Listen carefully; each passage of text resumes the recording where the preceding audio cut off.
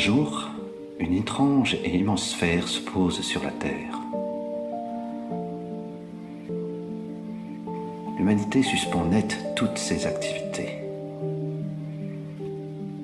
Chaque personne reste clouée devant son poste de télévision. Soudain, une immense porte s'ouvre. Tout le monde retient son souffle. On commence peu à peu à distinguer des silhouettes à travers la lumière éblouissante de l'ouverture. L'inquiétude, alors, laisse place au sourire. Incroyable! On les connaissait déjà. Ils s'étaient présentés à nous à travers nos propres fictions.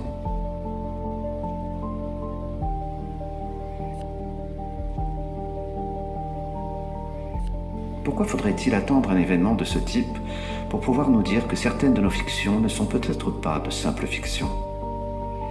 N'est-ce pas justement parce qu'on a tendance à considérer que nos fictions ne sont que des histoires inventées, qu'une espèce extraterrestre avancée pourrait utiliser ce principe pour nous permettre d'accéder à des informations sans que nous en ayons conscience et préparer ainsi une rencontre tout en douceur? En effet, une rencontre ne dépend pas seulement de leur capacité à parvenir jusqu'à nous, mais aussi de notre capacité à comprendre ce que nous aurions devant nous. De la même manière qu'un adulte utilise les références d'un enfant pour lui expliquer une notion complexe, une civilisation avancée pourrait utiliser nos propres repères pour nous transmettre des concepts nous permettant de comprendre ce qui, dans d'autres circonstances, serait incompréhensible. Être préparé à appréhender leurs différences, tout en comprenant pourquoi les extraterrestres ne représenteraient pas une menace, permettrait ainsi une rencontre. Cette hypothèse a commencé à émerger dans mon esprit lorsque j'ai cru percevoir un double sens dans le film E.T. l'extraterrestre de Steven Spielberg. J'ai alors entrepris d'examiner l'ensemble du film afin de déterminer si ce double sens pouvait s'étendre au-delà de quelques scènes isolées. Pour limiter les biais cognitifs, j'ai choisi de ne retenir que les éléments mis en valeur par la mise en scène. Mon objectif était ainsi de vérifier si une cohérence globale pouvait émerger sans tomber dans le piège de penser découvrir un message, alors que, en réalité, je l'aurais inventé sans même m'en rendre compte. Cette analyse a permis de dégager un double sens illustrant les conditions et les solutions d'une rencontre entre l'humanité et une civilisation extraterrestre avancée.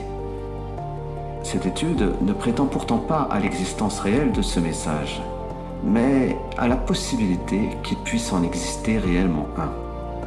Même si un message très cohérent semble se dégager, cela ne révèle pas qu'il est forcément d'origine extraterrestre.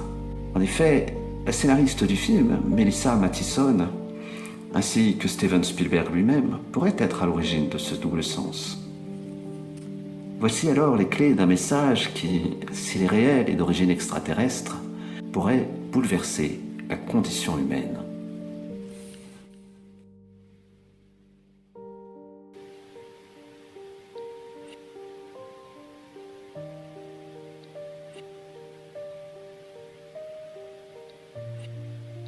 Dans la première scène, un vaisseau extraterrestre est posé dans la forêt. Les sphères sur le vaisseau évoquent Neptune, Mars et la Lune. Les triangles autour du vaisseau évoquent le symbole des rayons du Soleil. Le vaisseau représente un microcosme cosmologique à l'image de la Terre. À l'intérieur du vaisseau, pas de décor hypermoderne, rien que de la nature. Les câbles qui font corps avec l'arbre et les plantes bioluminescentes évoquent une technologie fondée sur le vivant. Les boutons, les moteurs, les lumières sont de nature organique. La distinction ne s'effectue plus entre le naturel et l'artificiel, mais entre le naturel originel et le naturel augmenté. Le vaisseau produit ainsi air, oxygène, eau, nourriture, énergie. Il est à l'image de la Terre. Il s'agit d'un vaisseau écosystème et donc résilient, libre d'évoluer dans l'univers.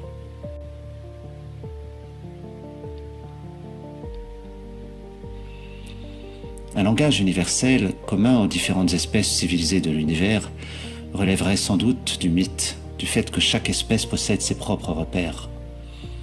Faute de langage commun, pour une communication interespèce, il faudrait alors un mode de communication qui permet d'intégrer les différences de repères de l'autre. Le film en présente la solution. Les cœurs des extraterrestres qui s'allument illustrent une communication télépathique. Cette télépathie n'utilise pas le langage comme vecteur, mais le ressenti. Toute pensée dégage un ressenti spécifique. Se mettre à la place du ressenti de l'autre permet alors de le comprendre profondément, car le ressenti intègre les repères de l'autre, permettant ainsi de comprendre l'autre à travers sa propre vision de la réalité, comme si on était vraiment à sa place. La capacité de se mettre vraiment à la place de l'autre étant justement la définition de l'empathie, ce mode de communication rend également pacifique. D'où le symbole du cœur. Quand on comprend vraiment l'autre, il devient difficile de le juger. Et lorsqu'on ressent ce qu'il ressent, il devient difficile de lui faire de mal. Ce mode de communication permettant le développement du pacifisme explique ainsi comment cette espèce a pu évoluer sans se détruire elle-même et arriver ainsi jusqu'à la Terre. E.T. cueille alors une plante.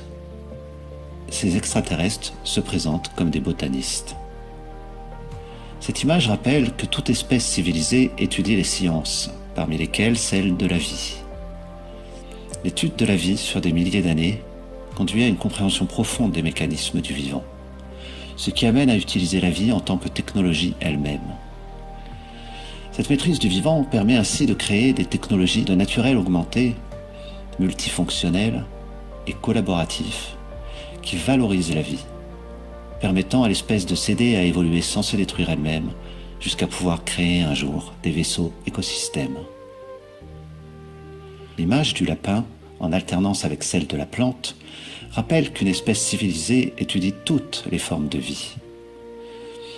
Le principe de naturel augmenté, appliqué ainsi à l'espèce civilisée elle-même, augmente les facultés de cette espèce.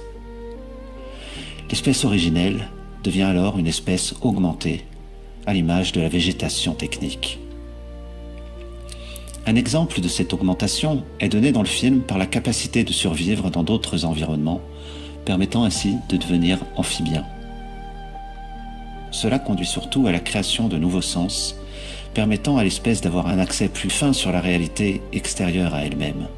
Le sens qui est mis en lumière dans cette fiction est celui d'un accès à un type de réalité très particulier, le ressenti de l'autre, à sa propre conception lui-même de la réalité.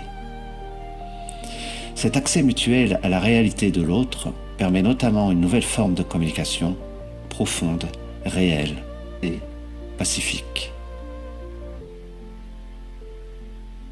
Le film n'est pas une prophétie, il est la parabole d'une rencontre.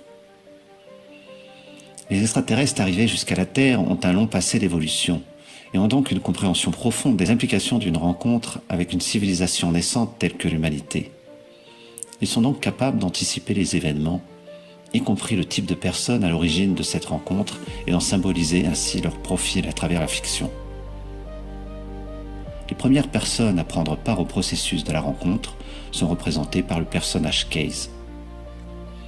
Mues par un profond souhait de rencontre, ces personnes recherchent la vérité sur la question extraterrestre. Le visage de Case est caché une grande partie du film afin de mettre en lumière son trousseau de clés. À force de chercher, ces personnes finissent par découvrir les clés de la rencontre.